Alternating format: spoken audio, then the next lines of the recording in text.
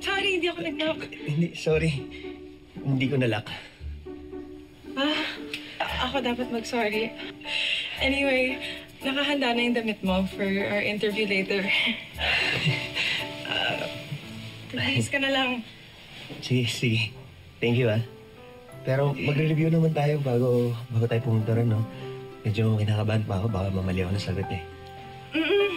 Review tayo, no? Magre-review tayo, so don't worry. Be confident. Huwag kang mag-overthink. Okay? Sige. Ready ka na ako. Salamat. Okay. Lock mo, ah.